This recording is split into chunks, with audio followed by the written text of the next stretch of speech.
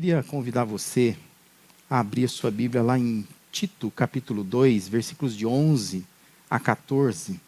E eu quero que você acompanhe na sua Bíblia, conforme a sua tradução aí, como que fala aí na sua Bíblia esse texto. Mas é um texto que faz parte desta carta, né? A carta a Tito. Não é uma carta de Tito, né? Mas é uma carta a Tito.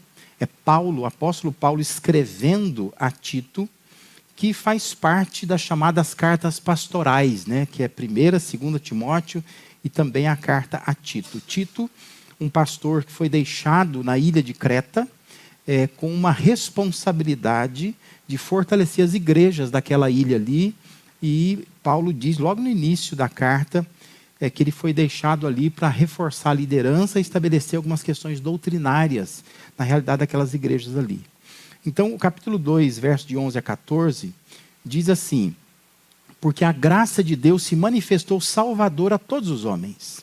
Ela nos ensina a renunciar à impiedade, às paixões mundanas e a viver de maneira sensata, justa e piedosa nesta era presente, enquanto aguardamos a bendita esperança, a gloriosa manifestação de nosso grande Deus Salvador Jesus Cristo.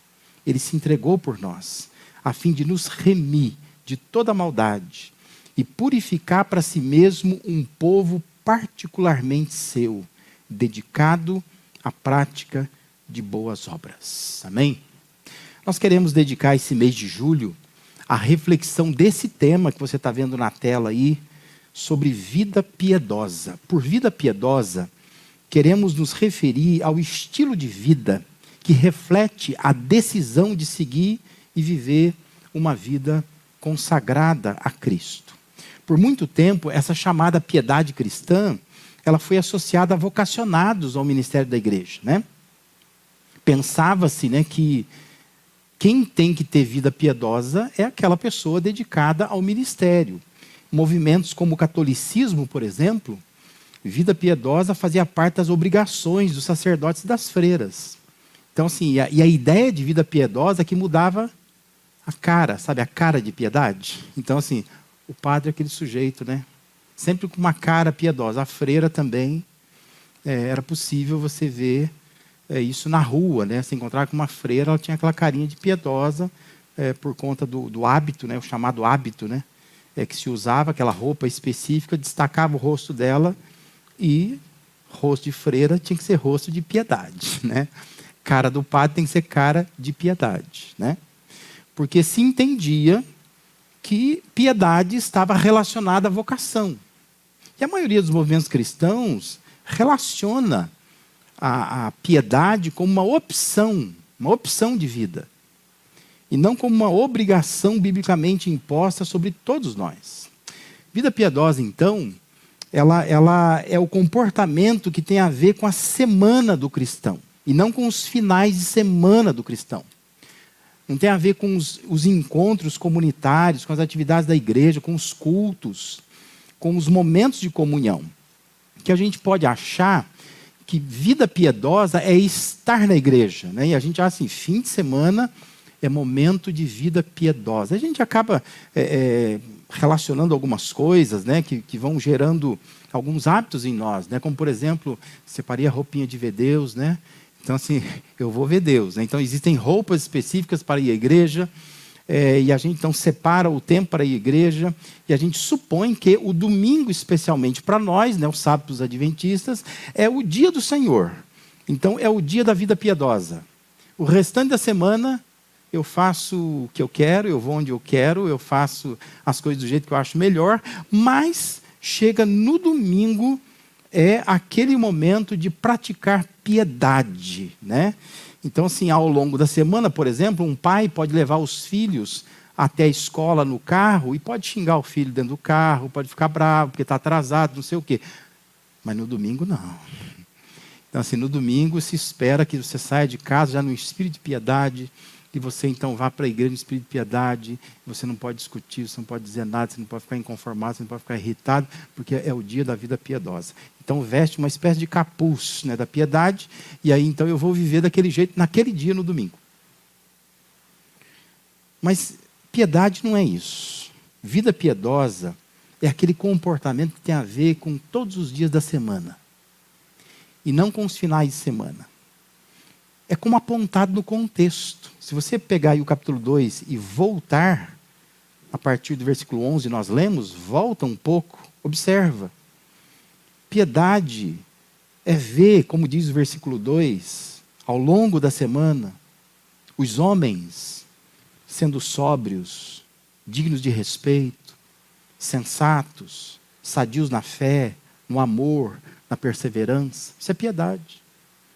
Piedade é ver, de acordo com os versículos de 3 a 5, ao longo da semana, as mulheres mais velhas sendo reverentes na sua maneira de viver, não sendo caluniadoras nem escravizadas a muito vinho, mas sendo capazes de ensinar o que é bom para orientar as mulheres mais jovens, a amarem seus maridos e seus filhos, a serem mulheres prudentes e puras, a estarem ocupadas em casa e a serem bondosas e sujeitas aos seus próprios maridos, a fim de que a palavra de Deus não seja difamada. Vida piedosa é ver, de acordo com o versículo 6, ao longo da semana, os jovens sendo prudentes, vivendo com sabedoria. É ver, conforme descrevem os versículos 9 e 10, os servos se submetendo em tudo aos seus senhores, procurando agradá-los, não sendo respondões e não roubando, mas mostrando que são inteiramente dignos de confiança. Ou seja, vida piedosa é entender a função do cristão no mundo. Isso é vida piedosa. É revelar Cristo na sua vida, salgando, iluminando o mundo que está lá fora. Vida piedosa não tem a ver com a gente estar aqui, né? Não é com esses momentos aqui. Aqui é só o jeito da gente entender o que é vida piedosa. Mas vida piedosa é o que a gente vive lá fora, até porque aqui a gente passa 1h30 só, né? O restante da semana nós estamos lá fora. Não se trata de uma vida reclusa, contemplativa, como em muitos círculos religiosos se pensa. Você mantém uma pessoa dentro de um lugar, né? Ela está reservada naquele lugar. E ali então ela contempla Deus, ali ela desenvolve uma vida piedosa. Mas vida piedosa não é isso. Vida piedosa não é vida reclusa e contemplativa, mas é vida exposta, é vida envolvida com o mundo que a cerca, na intenção expressa de tornar, como diz o versículo 10, atraente em todos os sentidos o ensino a respeito de Deus, nosso Salvador. É isso que Deus deseja, né? Que a gente tenha uma vida piedosa durante a semana. E as pessoas com as quais você convive durante a semana vão te perguntar, onde que você vai no final de semana? Por que você é assim? E elas então vão procurar o caminho que você está seguindo. Por causa da vida que você tem lá, no dia a dia. Verdadeira piedade não é tornar-se uma pessoa moralista, mas alguém moralmente capaz de viver no mundo aquilo que aprende com Deus por meio da sua igreja. Isso é vida piedosa. Por isso, vida piedosa não é para ser o privilégio de alguns, a busca de alguns. Mas vida piedosa é para ser o dever, é para ser a obrigação de todo seguidor e toda seguidora de Jesus. A pergunta que você deve estar fazendo é, mas como é que é possível isso, né? Já que em vários círculos, vida piedosa depende de você se enfiar dentro do seminário, de um convento, você ficar recluso lá, você não ter contato com as pessoas, você não ter contato com o mundo. Então, assim, para ter vida piedosa, eu precisaria me ausentar do mundo, né? Longe de televisão, de celular. Aí eu teria vida piedosa. Mas como que é possível ter vida piedosa exposta a esse mundo? Vivendo durante a semana nesse mundo, onde você tem várias tentações que cercam a todo momento, né? Paulo vai responder isso dizendo que a primeira coisa que nos torna possível uma pessoa viver de forma piedosa ao longo da semana é a experiência que ela tem. Paulo escreve, conforme o versículo 11, porque a graça de Deus se manifestou salvadora a todos os homens. Essa é a questão, né? É aí que começa uma vida piedosa. Paulo diz que Deus fez algo que faz com que a pessoa não viva mais do mesmo jeito, quando ela experimenta a oferta graciosa de Deus em Cristo Jesus. Nós podemos viver uma vida piedosa por causa de uma graça que Deus se manifestou. E essa graça, disse Paulo, ela é salvadora. Isso é, ela nos tira de um lugar de onde realmente precisávamos ser salvos. Nos tirou de lá. Isso nos faz viver uma vida piedosa, então. É a compreensão exposta em Efésios 2:1, de que nós estávamos mortos em nossos delitos e pecados. E Deus, que é rico em misericórdia, pelo grande amor que nos amou, diz que Ele nos deu vida juntamente com Cristo.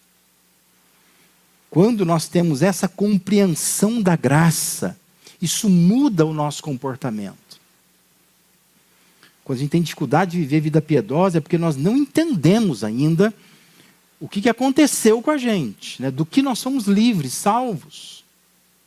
Toda vez que eu dou estudo para essas pessoas novas na igreja, discipulando as pessoas da igreja, eu sempre digo, abandone essa ideia, que é muito corrente nos dias de hoje, né? Dizer assim, não consigo ver Deus mandando gente para o inferno. Para mim, Deus ele é tão amoroso, Deus não vai mandar ninguém para o inferno. Eu sempre digo assim, eu também acredito assim. Eu acho que um Deus amoroso não manda ninguém para o inferno. A questão é que Deus não está mandando ninguém para o inferno. As pessoas estão indo para o inferno. Imagina assim, é como se fosse uma esteira de uma fábrica. E está todo mundo na esteira. Lá no final, cai no inferno. Deus está tirando pessoas do inferno. Deus está salvando pessoas. Não foi Deus que disse, eu quero mandar todo mundo para o inferno.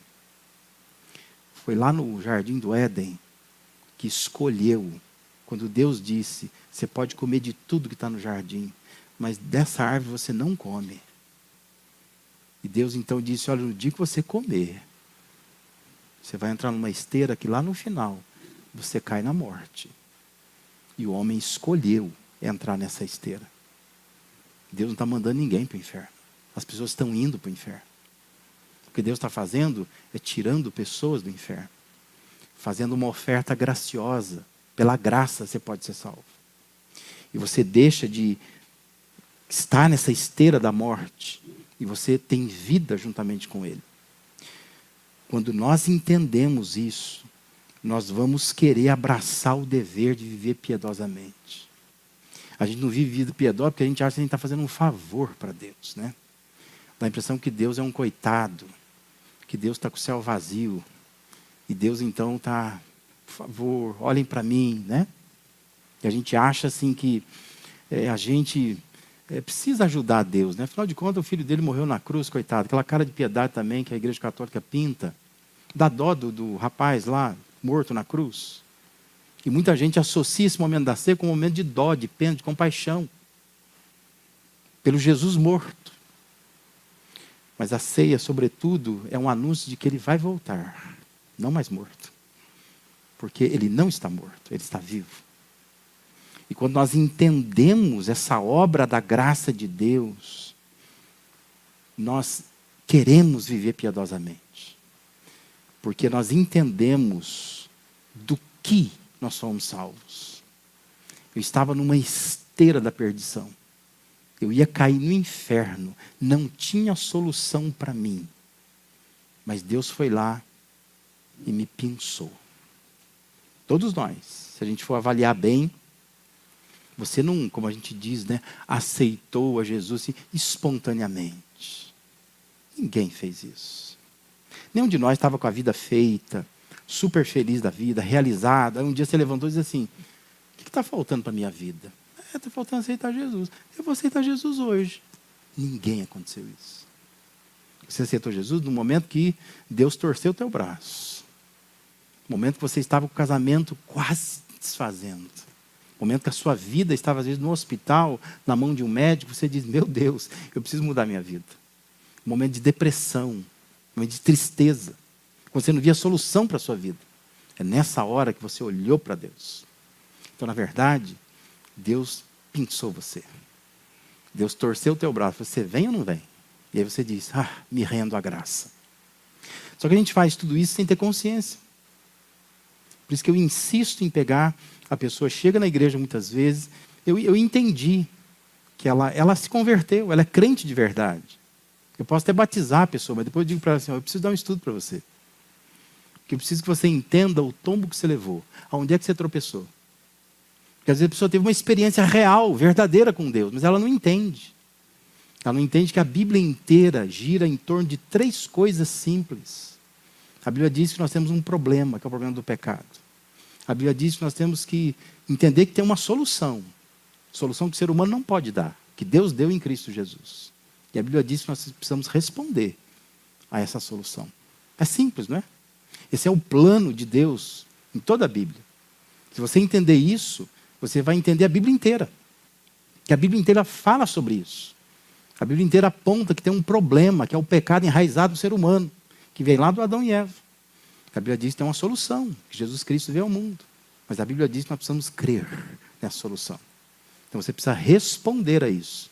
E quando você responde a isso, você então é salvo. Você entra numa estrada, você vai dizer, eu quero viver uma vida piedosa agora. Porque não é uma vida forçada. Não é uma vida que eu estou querendo viver porque Deus está me impondo isso. Mas é o meu dever, um dever de gratidão. Eu agradeço a Deus por tudo que Ele fez por mim. Começamos esse culto falando isso, né? Nós agradecemos, porque nós reconhecemos que a gente estava numa esteira indo para o inferno. Então agora, por causa dessa experiência com Deus, eu quero viver uma vida piedosa. Em segundo lugar, a outra forma de ser possível cumprir esse dever da vida piedosa é pelo exercício. Versículo 12 diz assim, ela, a graça, nos ensina a renunciar à impiedade às paixões mundanas e a viver de maneira sensata, justa e piedosa nesta era presente. A Bíblia é um livro que nos diz como viver. E é o ápice da hipocrisia a gente acreditar na verdade da Bíblia e a gente ignorar ou rejeitar que ela nos diga como devemos viver nossas vidas. Não é? Você não acha estranho isso? Você dizer assim, não, a Bíblia é a palavra de Deus. E eu creio na palavra de Deus. Mas a Bíblia nos ensina como a gente deve viver. Então não adianta dizer assim, eu acho a palavra de Deus maravilhosa. Mas a maravilhosa para você é quando vem aquelas promessas, sabe, o Senhor é meu pastor, nada me faltará. Você gosta dessas coisas. Quando você torna a Bíblia uma caixinha de promessas. Mas quando você olha que a Bíblia está querendo te induzir a viver de uma maneira correta, você diz assim, não, isso aqui não é, eu não vou fazer isso. Isso não é incoerente, não é hipocrisia. Você querer as benesses da Bíblia, né, as promessas da Bíblia, as bênçãos da Bíblia, e rejeitar as imposições da Bíblia.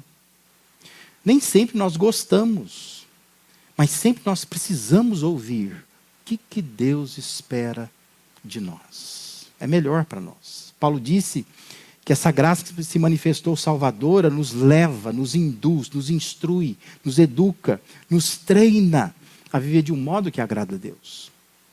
No entanto, Paulo define vida piedosa como uma conjugação entre o que Deus fez e o que o ser humano precisa realizar.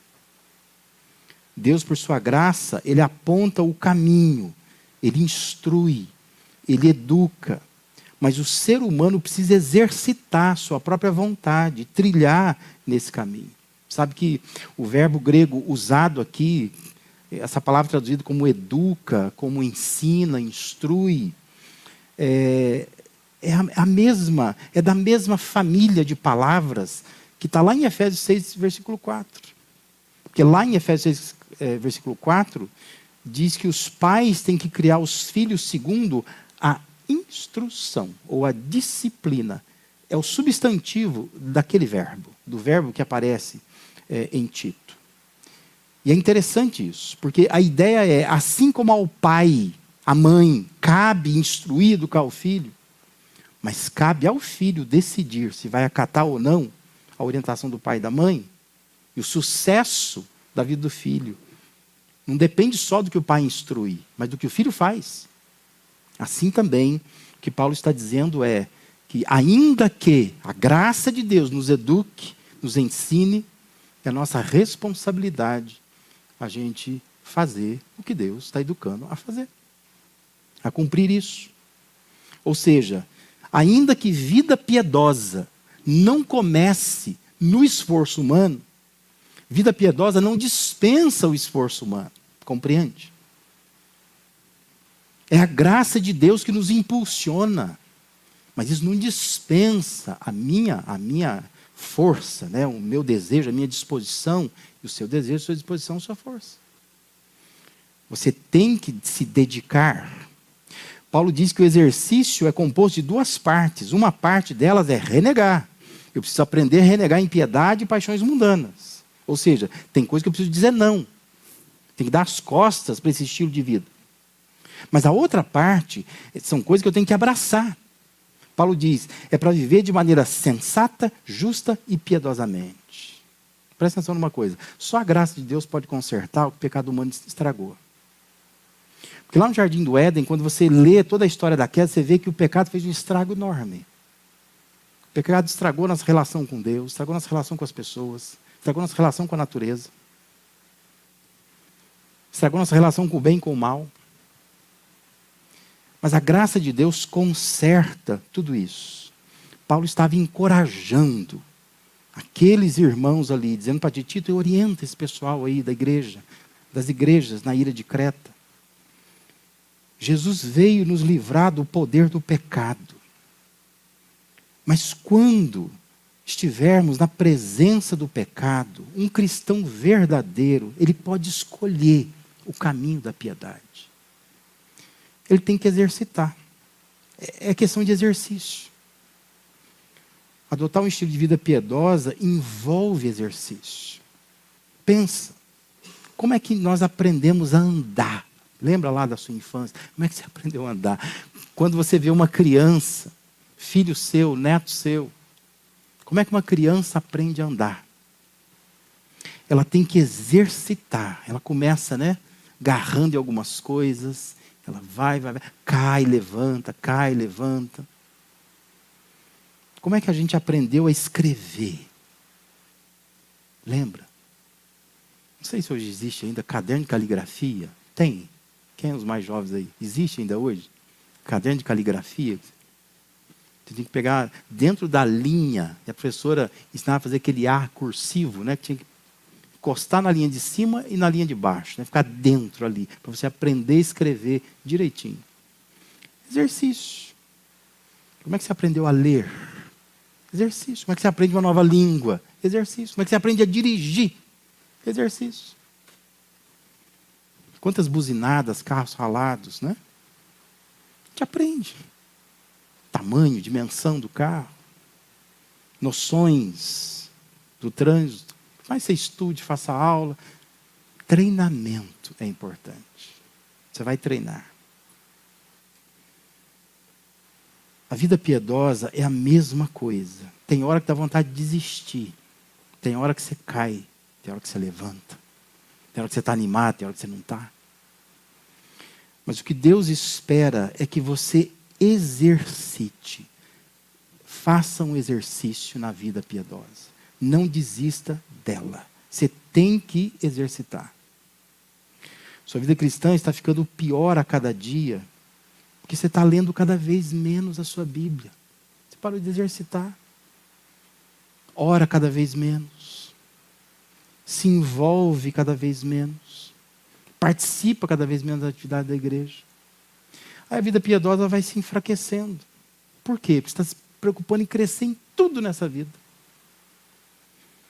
Só está tentando manter valores cristãos. A maioria dos cristãos fazem isso. Eles entendem os valores cristãos e mantêm aqueles valores só. Porque na nossa cabeça está assim, para lá disto, isso é para pastor, para missionário. É para gente vocacionada.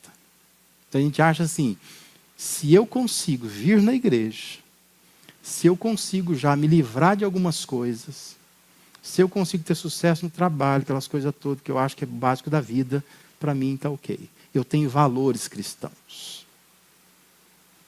Até tempos atrás se pensava assim, se eu não fumo e não bebo, já sou crente. Porque assim, eu já parei. Os vícios que me pegam, você nunca vai me ver num boteco tomando uma cervejinha. Não, eu parei. Nunca vai me ver com um cigarro na boca. parei. E isso é tudo que a pessoa acha que é suficiente para a vida piedosa. Só que Deus espera um pouco mais da gente. Deus quer um pouco mais de exercício. Exercite um pouco mais. Porque é assim com o nosso corpo, não é verdade? O corpo você pode cuidar. Mas se você começa a diminuir vitaminas que você toma, né, Fausto? Fausto ali só me olhando. Vitaminas que você toma, exercício que você faz. Você vai diminuindo, você vai descuidando, né? Aqueles exames frequentes que se fazia, não sei o quê, para ir no médico para ver como é que está a minha saúde. Você vai relaxando. Daqui a pouco, você vê que, nossa, o corpo já não é mais o mesmo. Não tem mais a mesma disposição, não consigo levantar como eu levantava, já não me alimento como me alimentava, né? Já não estou nas formas, nos formatos, nas curvas que eu gostaria. Já acabou tudo. Por quê? Porque eu descuidei. Vida piedosa não pode descuidar. Tem que exercitar. A graça nos educa. Mas isso não dispensa o esforço humano. Os comentaristas dizem que essa tríade, né, que Paulo coloca aí, né, falando da vida sensata, justa e piedosa, na verdade tem a ver com... O sensato tem a ver com a gente mesmo. Justo tem a ver com o relacionamento com os outros. Piedoso tem a ver com a relação com Deus. Nós precisamos aprender a exercitar, a cuidar. Nós precisamos cumprir o nosso dever. E a gente cumpre esse dever se exercitando. Vai ficando cada vez mais difícil. Quanto menos você exercita. É assim com o corpo, será assim com a alma. Se você vai espaçando muito o tempo de ler a Bíblia, vai ficando cada vez mais difícil. Se você vai espaçando demais o tempo que você ora, vai ficando cada vez mais difícil. Se você vai diminuindo o tempo, cada vez mais difícil você alongar esse tempo. Se você acostuma, eu vou na igreja, se o tempo estiver ideal, né, se está tudo bem, né, se nada estiver me impedindo, você vai se acostumando com isso. Vai ficando cada vez mais difícil. Era assim, antigamente a gente tinha escolas dominicais, né, domingo pela manhã, às vezes cedo. Se você não pega aquele costume, né, de, olha, eu vou levantar cedo, vou para a igreja. Você vai espaçando, chega um momento e fala, risquei da agenda, nem vou mais. Porque falta exercício. Deus nos dá recursos espirituais suficientes para que, se a gente dedicar o nosso esforço, nós possamos exercitar vida piedosa. É assim que a gente consegue manter ao longo da semana uma vida piedosa. Em terceiro e último lugar, como é possível cumprir esse dever? Com expectativa. Paulo fala de uma expectativa. O versículo 13 diz, enquanto aguardamos a bendita esperança, a gloriosa manifestação de nosso grande Deus Salvador Jesus Cristo.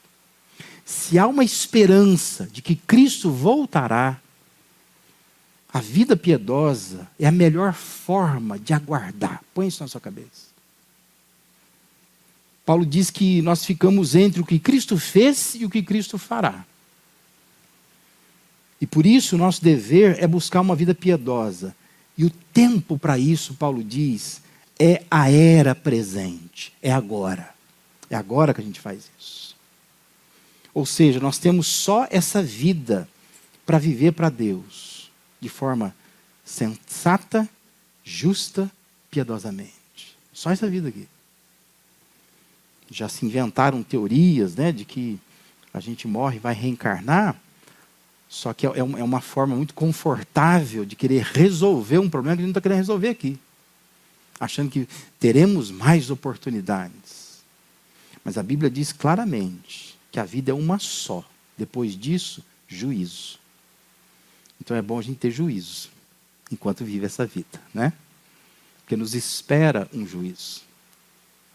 Paulo aponta para essa era presente como uma espécie de sala de espera, onde Deus exige um bom comportamento, uma espera piedosa. Sabe por quê?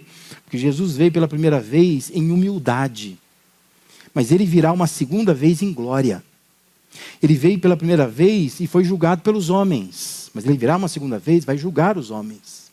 Ele veio a primeira vez e teve que estar diante de Pilatos. Mas ele virá uma segunda vez e Pilatos terá que estar diante dele. É totalmente diferente. Por isso que Paulo estimula, aguarde como uma sala de espera. O Cristo voltará. E você precisa viver uma vida piedosa. O próprio Jesus contava histórias muito interessantes. E algumas delas se reportavam a forma de viver até o retorno dele. Uma delas, Mateus 24, 42 e 51. Quando Jesus diz assim: portanto vigiem, porque vocês não sabem em que dia virá o seu Senhor. Mas entendam isto: se o dono da casa soubesse a que hora da noite o ladrão viria, ele ficaria de guarda e não deixaria que a sua casa fosse arrombada. Assim também vocês precisam estar preparados, porque o Filho do Homem virá numa hora em que vocês menos esperam. Quem é, pois, o servo fiel e sensato, a quem seu senhor encarrega dos de sua casa, para lhes dar alimento no tempo devido? Jesus fala assim: feliz o servo, a quem o seu senhor encontrar fazendo assim quando voltar. Garanto-lhes que ele o encarregará de todos os seus bens. Mas suponham que esse servo seja mau e diga a si mesmo: meu senhor se demora. E então começa a bater em seus conservos, e a comer e a beber com os beberrões. O senhor daquele servo virá num dia em que ele não espera, e numa hora que não sabe. Ele o punirá severamente, e lhe dará lugar com os hipócritas, onde haverá choro e ranger de dentes. Percebe a diferença que faz quando temos a expectativa de que nosso Senhor vai voltar? Porque Jesus diz assim, é como se fosse uma casa, que o dono foi viajar para o exterior e deixou um empregado cuidando da casa. Se esse empregado vive na expectativa de que o Senhor dele vai voltar, ele faz tudo o que ele mandou. Deixar a casa limpa, alimentar os outros empregados, pagar as contas direitinho. Agora, se ele começar a pensar assim, ele vai demorar para chegar. Quando der mais ou menos uma semana que ele for voltar, a gente faz uma faxina geral, põe as contas em dia, alimenta todo mundo. Mas Jesus diz assim, mas o dono da casa vai voltar de surpresa. Não tem dia para ele voltar. Então, todo dia, o servo acha que no dia seguinte, o dono vai chegar. Então, todo dia é o último dia da espera. Você consegue compreender isso? Como que a expectativa influencia a maneira como nós vivemos agora? Vida piedosa. A história que Jesus conta é muito pertinente. Porque às vezes nós somos como aquele empregado. Deus nos deixou encarregado de uma missão. A gente acha assim, Deus falou que ia voltar, 2025 já. Está demorando demais. E a gente começa então a viver de forma impiedosa. Mas o que Jesus estimula a fazer é, viva cada dia como se fosse seu último dia. Ele diz que volta, a gente não sabe a hora, a gente não sabe o momento. Mas a expectativa da volta torna a vida uma sala de espera. E aí então eu cumpro o meu dever, porque eu não sei em que momento o meu Senhor vai voltar. Entenda que viver uma vida piedosa não é opção, é obrigação de todo crente. Como é que é possível a gente cumprir essa obrigação?